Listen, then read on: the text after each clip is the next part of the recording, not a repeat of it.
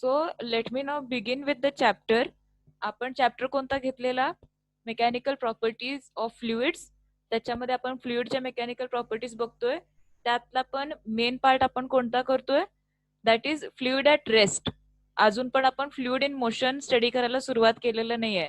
जर तुम्ही टेक्स्टबुक मध्ये बघितलं असेल तर चॅप्टर खूप लेंदी आहे. सेकंडली त्या चॅप्टर मध्ये खूप सारे नवीन खूप सारे व्हरायटी ऑफ पॉइंट्स आहेत. म्हणजे so I am sharing my screen नाव.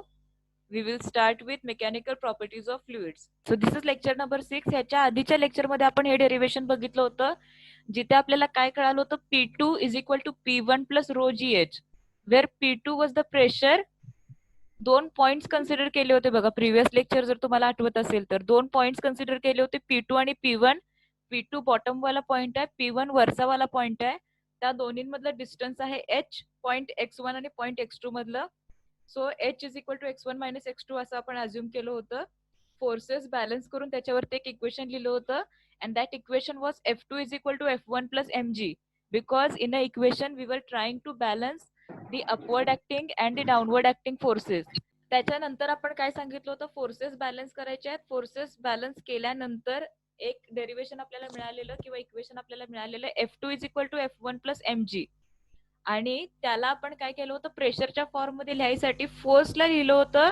ह्या फोर्सला लिहिलं होतं प्रेशरच्या फॉर्म मध्ये. Pressure into area is equal to force. आणि therefore the final derivation that we derived was P2 is equal to P1 plus rho gh. The terminologies and their meaning remaining the same. Pressure, rho is density, g is acceleration due to gravity, and h is height of liquid column. Okay, so now what was the conclusion that we derived? The conclusion is pressure difference je hai P2 minus P1, that depends upon height difference h, that depends upon mass. Mass वरती कसं? because mass is density into volume, म्हणून ते mass वरती depend करते and depends on acceleration due to gravity. So we will today start with lecture number 6 online physics lecture series. आता ह्याच्यामध्ये आपण पुढचं डेरिव्हेशन बघणार आहे. एक इक्वेशन ते पहिलं वाला सगळ्यांनी लक्षात ठेवा. The first equation is P2 minus P1 is equal to rho g h or P2 is equal to P1 plus rho g h. त्याच्यावरतीच आपलं सगळं ठरणार आहे, कारण आपण P1 आणि P2 लाच वेगळी वेगळी नावं देणार आहे आणि आपलं इक्वेशन कसं मॉडिफाय होते वेगळ्या वेगळ्या केसेसमध्ये ते आपण स्टडी करणार आहे. मगाची जर डायग्राम तुम्ही बघितले असेल तर मगाच्या डायग्राम मध्ये जो कॉलम कन्सिडर केला होता हा वाला, हा कॉलम पूर्ण लिक्विडच्या खाली होता इथे. आता या केसमध्ये काय आहे? एक सरफेस आहे तो आपण बरोबर लिक्विडच्या लेवल बरोबर घेतलाय. लिक्विडचे जे आउटर सरफेस आहे त्याच्या बरोबर घेतलाय, x1 म्हटले त्याला. आणि त्याच्यापासून h एवढ्या डिस्टन्स वरती दुसरा पॉइंट आहे x2. म्हणजे x2 ला प्रेशर असणार आहे P2, x1 ला प्रेशर असणार आहे P1. आता इथे आपण काय करणार आहे? नाव P1 may be replaced by atmospheric pressure because this surface is in contact with atmospheric pressure, so I can replace P1 with PA. आता P2 ला काय करणार आहे आपण? P2 ला P ने अज्युम करूया. दिस पॉइंट P और point P2 is inside the liquid. आता परत आपलं पहिलं अजम्पशन काय आहे? हाईट आपण x1 मायनस x2 घेतोय. त्याच्यानंतर आता ह्याच्यामध्ये काय असणार आहे? x1 सरफेसला आहे. केस काय असणार आहे? x1 आपण 0 अज्युम करणार आहे, बिकॉज x1 काय आहे? सरफेस बरोबर आहे. त्याच्यामुळे तुमच्या इथला x1 0 झाला, फक्त मायनस x2 राहिला. h is equal to minus x2, म्हणजे h is equal to minus x2 आहे. मग त्याच्यानंतर आपण इथं काय अज्युम केलं होतं बघा? x1 जर 0 आहे तर x1 0 पुट केला, म्हणजेच x2 च्या जागी मायनस h पुट करता येण्यासारखं आहे. आणि मग मायनस x2 च्या जागी h पुट केल्यावरती तुम्हाला इक्वेशन काय मिळते? p is equal to PA plus rho g h. आता ही केस कुठे झाली? जेव्हा तुम्ही एक सरफेस लिक्विड कॉलमचा सरफेस बरोबर कन्सिडर केलाय एक पॉइंट, आणि दुसरा पॉइंट लिक्विडच्या खाली कन्सिडर केलाय. So the derivation that I get is P minus PA. याला फक्त मी इकडे शिफ्ट केलंय. P minus PA is equal to rho g h. याच्यावरून आपल्याला कशा कशाचे डेफिनेशन्स बनवायचे आहेत? आपल्याला 3 डेफिनेशन्स बनवायचे आहेत बेसिकली. एक आहे ऍटमॉस्फेरिक प्रेशर, दुसरं आहे गेज प्रेशर, आणि तिसरं आहे absolute pressure. So what is the conclusion that I get? The pressure P at depth below the surface of liquid open to atmosphere, which is known as absolute pressure, is greater than atmospheric pressure. आता हे मी कशावरून सांगायला लागले? ह्या equation वरून सांगायले. Absolute pressure is greater than atmospheric pressure by quantity rho gh, and the pressure difference that we get, which is rho gh, is nothing but gauge pressure. म्हणजे absolute प्रेशरची definition कळाली. ऍब्सोल्यूट प्रेशर म्हणजे atmospheric pressure plus gauge pressure. त्याच्यानंतर gauge pressure म्हणजे pressure difference, absolute pressure minus atmospheric pressure, आणि atmospheric pressure is absolute pressure minus gauge pressure. So ह्या 3 definition तुमच्या लक्षात राहायला पाहिजेत.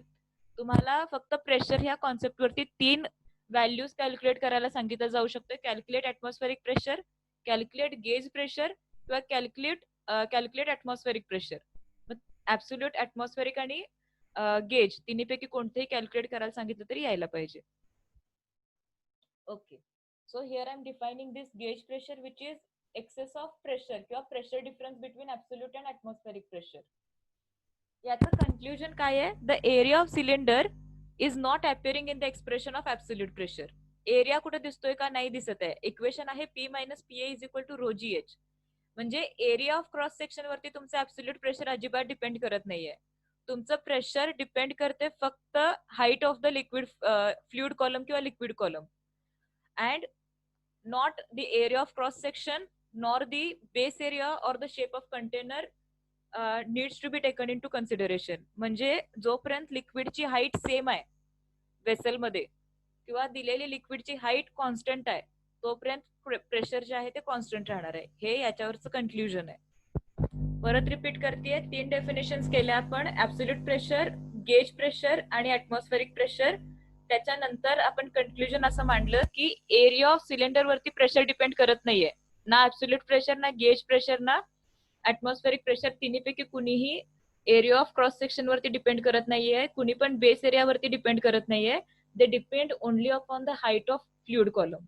Okay, after this I move on to the next case, case number 2. अजून एखादा point of conclusion असेल आपल्याकडे, बघूयात एक मिनिट. हा, सो आता मी काय सांगितलं, लिक्विड प्रेशर कशावरती डिपेंड करते? हाईट वरती डिपेंड करते.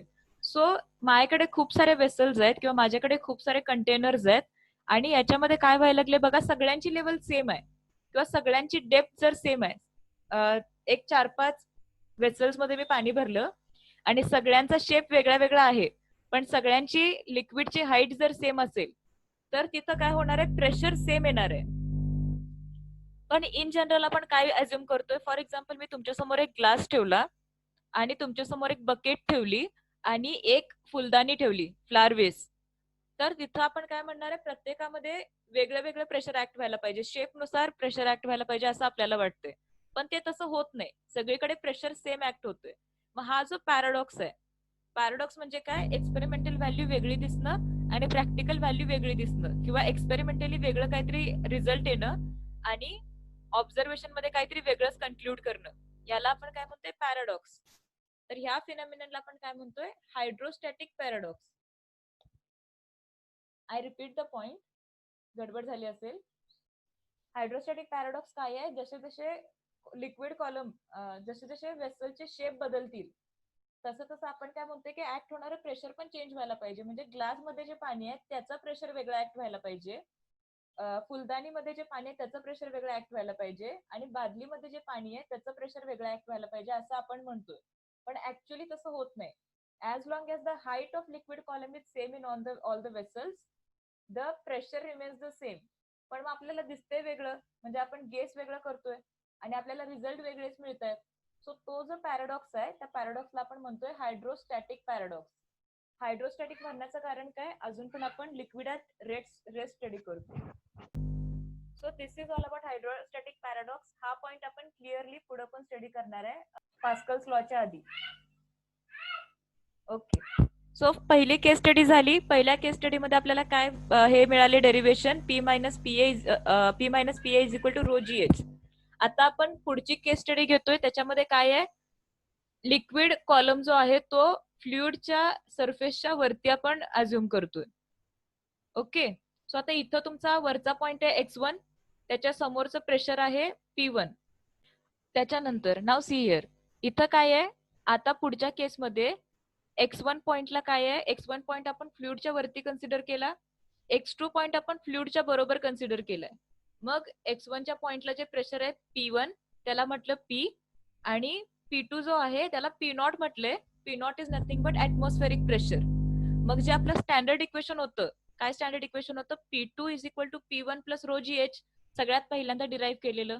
त्या इक्वेशन मध्ये काय काय मॉडिफिकेशन होतात बघूयात. आता इथं बघा, एच आहे तसा कन्सिडर केलाय, h is equal to x1 minus x2.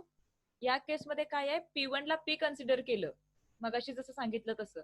P2 ला काय कन्सिडर केलं, ऍटमॉस्फेरिक प्रेशर कन्सिडर केलं, कारण ते पूर्ण ऍटमॉस्फेअर मध्ये तो पॉइंट येतोय. आणि याच्यातला जो डिस्टन्स आहे x2 आणि x1 ला काय म्हटले मी, डी म्हटले. मागे जाऊन बघूयात, हे जे डिस्टन्स आहे याला मी काय म्हणते आता, डी म्हणते. यांच्यातलं अंतर, आधी त्याला मी एच म्हणत होते, आता मी त्याला डी म्हणते. नाव x1 डी झाला, x2 0 झाला, आणि रो ला काय म्हणणार आहे, रो एअर म्हणणार आहे, कारण जो काही लिक्विड कॉलम आपण अज्युम करायला लागलोय किंवा जो काही कॉलम आपण अज्युम करायला लागलोय तो कम्प्लिटली एअर मध्ये दिसतोय या डायग्राम मध्ये. इथं आहे ना एअर मध्ये. सो आता इथं काय होणार आहे, ऍटमॉस्फेरिक प्रेशर मगाचाच फॉर्म्युला कसा कसा मॉडिफाय होतोय तेवढं बघतोय. P2 च्या जागी PA पुट केलं, P1 च्या जागी P पुट केलं, आणि रो जी एच च्या जागी एच ची डेफिनेशन पुट केली x1 मायनस x2. मग इथे काय होणार, your x2 will go to 0 and x1 is equal to d. x1 च्या जागी डी पुट केलं, PA is equal to P plus rho g d. आणि यालाच आता मी कसं लिहिते बघा, या केसमध्ये इथं तुमचं ऍटमॉस्फेरिक प्रेशर झाले. P2 ला काय म्हटलं, PA. आतापर्यंत आपण P2 ला P म्हणत होतो, या केसमध्ये आपण ऍटमॉस्फेरिक प्रेशर त्याला म्हटले, कारण त्या कॉलमला आपण रेज करून वरती घेतले, बरोबर. सो त्यामुळे आता आपण जेव्हा इक्वेशन मांडणार आहे त्यावेळी हा P जेव्हा इकडे शिफ्ट होईल किंवा ऍब्सोल्यूट प्रेशरसाठी जेव्हा मी इक्वेशन लिहिणार आहे तेव्हा इथे निगेटिव्ह साईन येणार आहे. आतापर्यंत निगेटिव्ह साईन कुठे आलेलं नव्हतं, आता निगेटिव्ह साईन येते. सो कम्पॅरेटिव्हली जर आपण बघितलं तर when the liquid column is considered inside the fluid, your equation is P2 is equal to P1 plus rho g h. When the liquid column is considered with one of its edge on the surface, your absolute pressure is equal to gauge pressure plus atmospheric pressure. And when we consider this column above the surface of liquid completely into the atmosphere, in that case your pressure is equal to, your absolute pressure is equal to atmospheric pressure minus gauge pressure. So हे differences लक्षात घ्या. तुम्हाला कुठल्या सिस्टीमसाठी pressure, absolute pressure find out करायला सांगितलंय त्याच्यावरती तुम्ही कोणता फॉर्म्युला युज करणार आहे ते ठरवणार आहे. जर liquid column inside the fluid असेल, you are going for this formula. तुमचा जो फ्लुइडचा कॉलम कन्सिडर केलाय तो एक एज सरफेस वरती असेल वरचा वाला, तर तुमचा हा फॉर्म्युला येणार आहे. आणि जर पूर्ण लिक्विड कॉलम त्या लिक्विडच्या वरती कन्सिडर केला असेल ऍटमॉस्फेरिक प्रेशर सारखा किंवा ऍटमॉस्फेरिक कॉलम सारखा, तर त्या केसमध्ये प्रेशरचा फॉर्म्युला काय होणार आहे, atmospheric pressure minus gauge pressure. So हे दोन केसेस आणि तुमचं पहिले डेरिव्हेशन यांचा कम्पॅरेटिव्ह स्टडी इथं घेतला. याच्यानंतर पुढचा पॉइंट आपण स्टडी करतोय hydrostatic paradox. We are left with 9 minutes. मी विदिन 7-8 मिनिट्स हे क्लिअर करून घेते. ओके. हायड्रोस्टॅटिक पॅराडॉक्स मध्ये मगाशी मी काय सांगत होते, लिक्विडचा वेसल आहे त्याचा कॉलमचा शेप कसा आहे, सॉरी लिक्विडच्या कंटेनरचा शेप कसा आहे त्याच्यावरती आपल्याला काय वाटते की प्रेशर वेगळं वेगळं ऍक्ट करत असावं. फॉर एक्झाम्पल इथं बघा, हे वेसलचा शेप बघा किंवा याचा शेप बघा आणि याचा शेप बघा. याचा एरिया ऑफ क्रॉस सेक्शन वेगळा आहे, याचा एरिया ऑफ क्रॉस सेक्शन वेगळा आहे आणि याचा एरिया ऑफ क्रॉस सेक्शन वेगळा आहे, याचा पण शेप पूर्ण वेगळा आहे. सो मला बघितला काय वाटते की याच्यावरती प्रेशर कदाचित जास्त ऍक्ट करत असावं किंवा याच्यावरती प्रेशर जास्त ऍक्ट करत असावं, कारण इथं लिक्विड जास्त आहे म्हणजे इथं फोर्स जास्त आहे. एरिया कम्पॅरेटिव्हली आहे जास्त पण फोर्स पण जास्त आहे, त्याच्यामुळे इथं जास्त प्रेशर ऍक्ट करत असावं असं आधी वाटतंय. मग असं वाटतंय की इथं पण प्रेशर कमी ऍक्ट करत असावं. पण ऍक्च्युअल काय आहे, ऍक्च्युअल आपण मगाशी काय बघितलं की एरिया ऑफ क्रॉस सेक्शन वरती प्रेशर ठरत नाही. एरिया ऑफ क्रॉस सेक्शन वरती प्रेशर ठरत नाही. प्रेशर ठरते density, height and acceleration due to gravity वरती. And what do we know, acceleration due to gravity is constant 9.8 metre per second square fix. त्याच्यानंतर density of fluid is same, कारण प्रत्येक ठिकाणी मला दिसते की सेम फ्लुइड आहे इथं इथं इथं इथं सगळीकडे. तर त्या केसमध्ये जर त्या सगळ्यांची हॉरिझॉन्टल लेवल सेम असेल आणि सगळ्यांची हाईट जर सेम असेल, त्याच्यामध्ये असणारं फ्लुइड पण जर सेम असेल, तर that pressure is only going to depend upon height of liquid column, and since the height of liquid column for all the vessels is same, I can say despite of their shapes, despite of their base area, the pressure inside the fluid is going to be same, and this is what we call as hydrostatic paradox. Now let me read this out. Okay, मागचे एकदा read करते. Consider the interconnected vessels. On filling with water, the level in the three vessels is same, though they hold different amounts of water. Now why is this happening? This is because water at the bottom has the same pressure below each section of the vessel. खालचा जो surface आहे तो मी काय केलाय, horizontal ठेवलाय आणि तो commonly सगळ्यांना कनेक्ट केलेला आहे. त्याच्यामुळे बेस सगळ्यांचा सेम झाला. त्याच्या पुढे मला काय माहितीये, the height of fluid column is important and not cross sectional or base area. त्याच्यामुळे the liquid pressure is same at all points at the same horizontal level. The result is appreciated through the example of hydrostatic paradox. So hydrostatic paradox फक्त काय example देते, कशाचं example देते की area of cross section वरती तुमचं pressure depend नाही करत, तुमचं प्रेशर फक्त हाईट ऑफ लिक्विड कॉलम वरती डिपेंड करते. त्याच्यासाठी अजून माझे पुढचे अझम्पशन्स काय आहेत, the density of the liquid should remain the same and acceleration due to gravity should remain same or constant. So हे तीन काय झाले, आपले कन्क्लुजन झाले हायड्रोस्टॅटिक पॅराडॉक्स साठी. And I discuss the very last point of the lecture which is for today, which is Pascal's law. आता Pascal's law काय सांगतोय बघा. हायड्रोस्टॅटिक पॅराडॉक्स सगळ्यांच्या लक्षात आला. हायड्रोस्टॅटिक पॅराडॉक्स काय सांगतोय, as long as the horizontal surface is same for all the liquids, the pressure will depend only upon height. It will not depend upon area of cross section or base area. That is hydrostatic paradox. त्याच्या नंतर पुढे येतोय Pascal's law. आणि Pascal's law इथं काय सांगतोय, pressure applied at any point in an enclosed fluid and rest is transmitted equally and undiminished at every point of the fluid and also on vessel of container provided the effect of gravity is neglected. असं वाचलं तर काही करणार नाही. Simple, एकदम simple करून सांगते. हे काय म्हणतायत की एखाद्या वेसलमध्ये जर मी फ्लुइड भरून ठेवलं किंवा एखाद्या प्लास्टिकच्या बॅग मध्ये वगैरे मी पाणी भरलं आणि जर मी त्याच्यावरती एक पर्टिक्युलर पॉइंट वरून प्रेशर अप्लाय केलं कुठून पण, तर ते जे प्रेशर आहे ना पूर्ण त्या बॅग वरती किंवा पूर्ण त्या प्लास्टिकच्या ऑब्जेक्ट वरती इक्वली ऍक्ट होणार आहे. सगळ्या वॉल्स वरती त्याचं प्रेशर इक्वली ऍक्ट होणार आहे. म्हणजे फॉर एक्झाम्पल तुम्ही उभे आहात, तुमच्या जर मी हाताला प्रेस केलं किंवा हातावरती प्रेशर अप्लाय केलं तर ते प्रेशर फक्त तुम्हाला हातावरती फील होणार आहे, बाकी कुठे फील नाही होणार. पण एखाद्या लिक्विड कॉलमच्या बाबतीत बोलताना किंवा एखाद्या एनक्लोज्ड फ्लुइड बद्दल बोलताना काय फिनॉमिनन आपल्याला दिसतोय, एका कुठल्याही पॉइंटला मी प्रेशराईज केलं तर ते प्रेशर प्रत्येक पॉइंटला, त्या कंटेनरच्या प्रत्येक पॉइंटकडे इक्वली डिस्ट्रीब्यूट होते. आता याचे खूप सारे ऍप्लिकेशन्स आहेत. फॉर एक्झाम्पल गाडी वगैरे साफ करताना तिला उचलायसाठी जे आपण हे वापरतोय हायड्रॉलिक ब्रेक, हायड्रॉलिक एलिव्हेटर्स वापरतोय, तर त्या एलिव्हेटर्स मध्ये पास्कल्स लॉ वापरला जातोय बघा. ते पण एक्झाम्पल आपण पुढे डिस्कस करेन. आतासाठी फक्त एवढं लक्षात ठेवा पास्कल लॉच्या बाबतीत की फॉर अ फ्लुइड एनक्लोज्ड, कुठल्याही एका क्लोज्ड सरफेस मध्ये जर मी फ्लुइड ठेवलं आणि त्याच्यावर जर एका पर्टिक्युलर पॉइंट वरून प्रेशर अप्लाय केलं तर फक्त त्या पॉइंट वरती प्रेशर ऍक्ट न होता ते प्रेशर काय होतंय, इक्वली पूर्ण त्या एनक्लोज केलेल्या फ्लुइड वरती सगळीकडे ऍक्ट होतंय. बरोबर, फक्त त्या पॉइंट पुरतं ते प्रेशर राहत नाही. म्हणजे फॉर एक्झाम्पल सॉलिड्स मध्ये पण बघा, सॉलिड्स मध्ये काय होते, विटेला जर एका पॉइंटला प्रेस केलं तर त्याच पॉइंटला तिथं प्रेशर ऍक्ट होतंय, दुसरीकडे कुठं प्रेशर ऍक्ट होत नाही. पण लिक्विडच्या बाबतीत तसं नाहीये. लिक्विड एखाद्या बॅग मध्ये जर मी एनक्लोज करून ठेवलं आणि एका पॉइंटला जर प्रेशर ऍक्ट केलं तर ते प्रेशर इक्वली सगळीकडे डिस्ट्रीब्यूट होणार आहे. And that is nothing but Pascal's law which says that the pressure is transmitted equally and undiminished. Undiminished म्हणजे त्याची क्वांटिटी आधी जेवढी होती नंतर पण ती क्वांटिटी तेवढीच राहणार आहे, त्याच्यात काहीही कमी होणार नाहीये. The pressure will remain same. Okay, so I have completed it 3 minutes earlier. Pascal's law मध्ये डिस्कस करून झालाय. आणि फ्लुइड ऍट रेस्ट त्याच्यामध्ये pressure due to liquid column हा पॉइंट पण माझा डिस्कस करून झालाय. In the next lecture I am going to talk about applications of Pascal's law, ज्याच्यामध्ये आपण हायड्रॉलिक ब्रेक्स बघणार आहे, हायड्रॉलिक एलिव्हेटर्स बघणार आहे. That part is also very interesting. पण स्टार्टिंग विथ अ लॉ की काय अजम्पशन आहे आणि त्याचे ऍप्लिकेशन्स काय आहेत. Okay, I am just stopping to share my screen.